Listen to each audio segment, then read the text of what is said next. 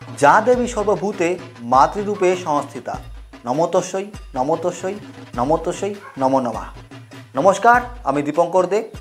দুর্গা নামটি শুনলেই আমাদের চোখে ভেসে ওঠে একটি দেবী প্রতিমা, যার 10 হাতে 10 রকম অস্ত্র, এক পা সিংহের পিঠে, আরেক পা অসুরের কাঁধে।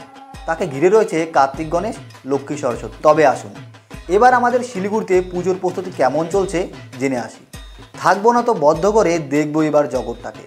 কাজী নজরুল ইসলামের এই কবিতার লাইন এবারে থিম সঙ্গশ্রী ক্লাব। আজ 5G যুগে সকলে যখন মোবাইল সোশ্যাল মিডিয়ায় ব্যস্ত, তখন তাদেরকে পরিবেশের সঙ্গে মিলেমিশে থাকার বার্তা দিতে পুজোর থিম স্থির করা হয়েছে।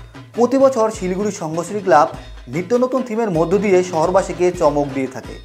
এবারও শহরবাসীকে চমক দিতে প্রস্তুত তারা। অন্যতম বর্ষে মণ্ডপ সজ্জায় ব্যবহার হচ্ছে খড়, বাঁশ, পাটের দড়ি, শোলা ইত্যাদি। পুজো উদ্যোক্তাদের কথায় মণ্ডপের একেবারে প্রবেশপথ থেকেই থিমের সঙ্গে সামঞ্জস্য রেখে সাজসজ্জার কাজ চলছে। জানা গিয়েছে মণ্ডপের মাঝ বরাবর থাকবে একটি বিশালাকার বাঁশের ঝাড়, এবং সেই বাঁশের ঝাড়ে অসংখ্য পাখি ঘুরে বেড়াবে শিকারের ভয়ে, যা মূলত নারী স্বাধীনতার বার্তা দেবে এবারের Sanghashri club. Suryanagar friends union club. গ্রাম বাংলার ফেলে আসা জীবন এবার শিলিগুড়ির পুজো মণ্ডপে। আপনি কি শহরের জীবনযাপনে হাঁপিয়ে উঠেছেন? আপনি কি গ্রাম বাংলায় যেতে চান? এই স্বাদ পেতে হলে আপনাকে অবশ্যই যেতে হবে সূর্যনগর ফ্রেন্ডস ইউনিয়ন ক্লাবে। খুঁটি পুজোর মধ্য দিয়ে দুর্গাপূজার প্রস্তুতি শুরু করলো সূর্যসেন ফ্রেন্ডস ইউনিয়ন ক্লাব। এবারে তাদের পুজো 70তম বর্ষে পদার্পণ করবে। শিলিগুড়ি রবীন্দ্র সংঘের এবার 72তম বর্ষের দুর্গাপুজো। এবছর তাদের থিম পা ধারে মারে দেশ। শিলিগুড়ি কারিগররা এই সম্পূর্ণ থিম তৈরি করছে। শুধু কলকাতা নয়, নানা জেলার পুজোর আকর্ষণীয় থিম সকলের নজর কেড়ে নেয়। শিলিগুড়ির রবীন্দ্র সংঘ এবার তার থেকে পিছিয়ে নেই। শিলিগুড়ির রথখোলা রবীন্দ্র সংঘের এবারের থিম মোদের প্রাণ গাছের দান, সবুজের বাতা এবারের পুজোয়। পৃথিবী থেকে ধীরে ধীরে সবুজ কমে যাচ্ছে। যে পরিমাণ গাছ কাটা হচ্ছে সে পরিমাণ গাছ লাগানো হচ্ছে না। পরিবেশের বার্তা নিয়েই এবারে তাদের পুজো মণ্ডপ। দাদাভাই স্পোর্টিং ক্লাব। শিলিগুড়ি দাদাভাই স্পোর্টিং ক্লাবের এবারের থিম পাথরে প্রাণ। এবার মণ্ডপে থাকবে পাথরে ঘেরা মণ্ডপ, যেখানে থাকবে প্রকৃতি। এই বদ্ধ পরিবেশে থাকতে থাকতে মানুষ প্রকৃতিকে ভুলে গেছে, আর এই প্রকৃতিকে এবার তুলে ধরবে দাদাভাই স্পোর্টিং ক্লাব। শিলিগুড়ির সেন্ট্রাল কলোনির পুজো দিতে ভিড় জমান প্রচুর মানুষ। এবছর তাদের থিম যক্ষপুরী।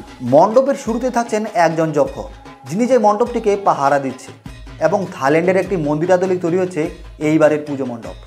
কোচবিহারের গুড়িয়াহাটি নেতাজি স্কোয়ার সঙ্গের পুজো এবার 64 বর্ষে পদার্পণ করতে চলেছে। এবারে তাদের থিম রাষ্ট্রপতি পুরস্কারপ্রাপ্ত গৌরাঙ্গ কুইলারের কাজ এবার ফুটে উঠবে এই পুজো মণ্ডপ। সম্পূর্ণ পরিবেশ বান্ধব উপকরণ দিয়ে তৈরি করা হচ্ছে গোটা পুজো মণ্ডপ। বহু মানুষ অধীর আগ্রহে অপেক্ষা করছে এই পুজো মণ্ডপ দেখার জন্য। কোচবিহারের 75 বছরের দুর্গাপূজাগুলির মধ্যে অন্যতম সেরা পুজো হিসেবে উঠে আসে পাটাকুড়া ক্লাবের পুজো। চলতি বছরে পাটাকুড়া ক্লাবের পুজোর থিম রাখা হয়েছে নারী কথা। এবার আসবো জলপাইগুড়ির দিকে। শহরের শান্তিপাড়া দুর্গাপূজা কমিটি এবার পিছিয়ে নেই। 8 লক্ষ টাকা দিয়ে এবার তারা তৈরি করবে সবুজ। এই কমিটি বরাবরই পরিবেশের উপর ভিত্তি করে থিম গড়ার সিদ্ধান্ত নেয়। এবারের মণ্ডপে সবুজনের থিম ফুটিয়ে তুলতে তারা ব্যস্ত। আলিপুরদুয়ার জেলার বিগ বাজেটের পুজোগুলির মধ্যে অন্যতম লোহারপুর ইউনিট ক্লাবের দুর্গাপুজো। লাইট এবং সাউন্ড এফেক্ট দেখতে এখানে ভিড় জমান বহু দর্শনার্থী। এই বছর এই পুজোর থিম আদিযোগী। ব্যাঙ্গালোরের কাছে এই আদিযোগী মূর্তিটি অবস্থিত। ব্যাঙ্গালোর গেলে এই মূর্তিটি দেখতে যান পর্যটকেরা, কিন্তু এবার পুজোতে আলিপুরদুয়ারে গেলেই দেখতে পারবেন এই মূর্তিটি। তো বন্ধুরা, সবাইকে জানাই শুভ শারদীয়ার প্রীতি ও শুভেচ্ছা। তোমাদের বাড়ির পাশে কি প্যান্ডেল হচ্ছে তা অবশ্যই কমেন্ট করে জানান। আর পুজো সংক্রান্ত ভিডিও পেতে আমাদের ইউটিউব চ্যানেল বঙ্গযাত্রা চ্যানেলটিকে অবশ্যই সাবস্ক্রাইব করুন, আর আমাদের ফেসবুক পেজ বঙ্গযাত্রা অফিসিয়াল পেজটিকে অবশ্যই ফলো করুন, কারণ ওখানেও প্রতিনিয়ত ভিডিও আসতে থাকে। তো দেখা হচ্ছে পরের ভিডিওতে। নমস্কার।